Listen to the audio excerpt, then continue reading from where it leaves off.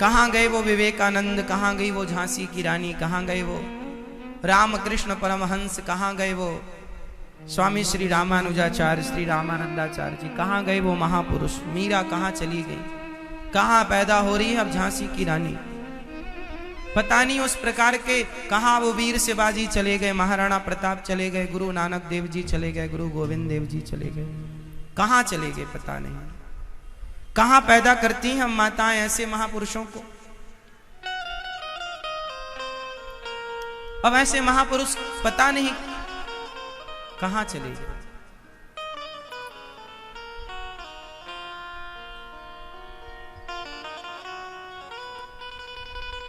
सुखदेव भगवान ने राजा परीक्षित से कहा, भगवान की शरण में रहना चाहिए, भगवान की उपासना करनी चाहिए। जब भगवान की सृष्टि का वर्णन किया, ब्रह्मा जी किस प्रकार भगवान नारायण की नाभि से प्रकट हुए, चतुश्लोकी भागवत सुनवाई। सुखदेव भगवान ने भगवान की स्तुति की। नमः परस्मै पुरुषाय भूयसे सदुद्भवस्थान निरोध लीलया ग्रहीत शक्ति तृतीयाय देहिना मंत्र भवायानुपलक्ष वर्तमने। भगवान नारायण की नाभि से कमल, कमल में ब्रह्मा जी उत्पन्न हुए। ब्रह्मा जी ने 4 पुत्रों को जन्म दिया, सनक, सनंदन, सनातन, सनत कुमार, बाद में ऋषियों को। एक बार भगवान शांति दूत बनकर आए दुर्योधन के यहां समझाने के लिए, मान जा, नहीं माना। उसी दौरान माता विदुरानी ने भगवान को छिलकों का भोग लगाया। भगवान क्या स्वीकार करते हैं बताओ, भगवान को खाने में क्या पसंद है, क्या खाते हैं भगवान, आप बताओ मैया, भगवान क्या खाते हैं मैया, ओ मेरी माँ आप बताओ। बेर, फल, फल खाते हैं, कौन सा, सारे खा लेते हैं, चीकू कोई भी खाते होंगे। आप बताओ भगवान क्या खाते हैं, आलू प्याज, अच्छा प्यार से, हमें लगा प्याज कब से खाने लग गए भगवान। ये मैया बताएंगी, लाल साड़ी वाली मैया, चलो बताओ। हाँ, भगवान क्या खाते हैं, खाने में क्या पसंद है,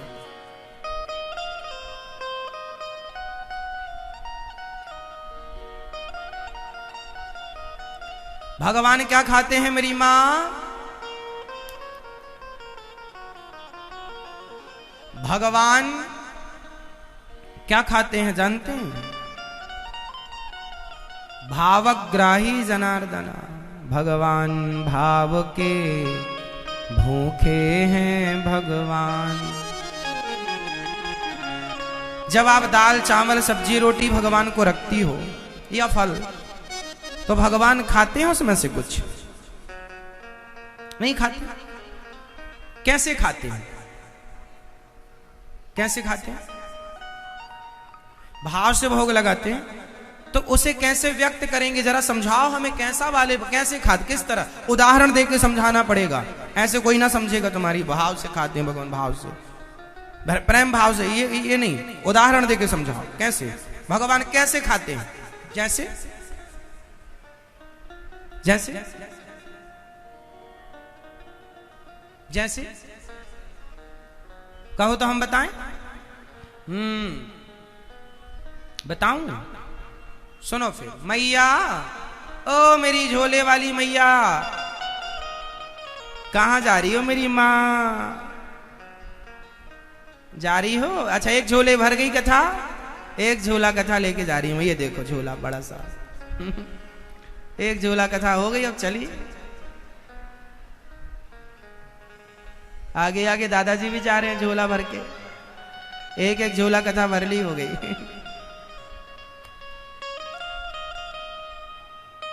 हाँ,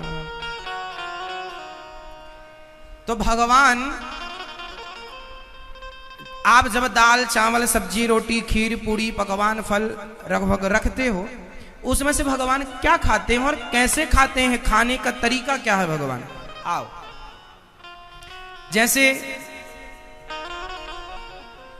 जैसे ये गुलाब है, अब ध्यान से देखना, ये गुलाब में शहद है या नहीं? बताओ, पुष्पों में शहद होती है या नहीं? जोर से।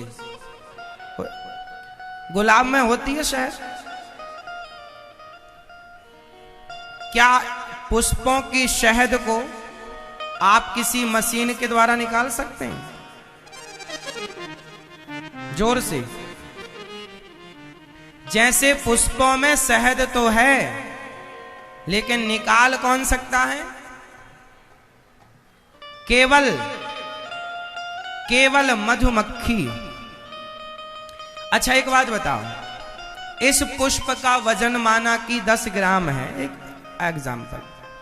अब 10 ग्राम का वजन है और तभी इसमें मधुमक्खी आकर बैठ गई और मधुमक्खी ने इसमें से रस निकाल लिया और फिर उसके बाद आपने तराजू में तौला, तो बताओ इसका वजन कम होगा कि नहीं? जोर से। कम होगा या नहीं? जोर से। जोर से। नहीं होगा। मधुमक्खी कितना लेगी?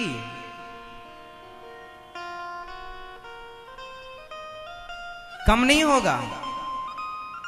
इस गुलाब में खुशबू है, मैंने ले ली, अब खुशबू ले तो ली, अब फिर से तौल कर देखा, क्या वजन कम होगा? नहीं होगा। जैसे मैंने इस गुलाब की खुशबू को ग्रहण कर लिया, जैसे मधुमक्खी ने इस गुलाब से शहद ग्रहण कर लिया, पर इसका वजन कम नहीं हुआ, ये जस का तस बना रहा। उसी प्रकार आपके दाल चावल सब्जी रोटी से भगवान आपके प्रेम की खुशबू ग्रहण कर लेते हैं, भाव की शहद ग्रहण कर लेते हैं और प्रसाद आपके लिए छोड़ देते हैं, लोग खाओ।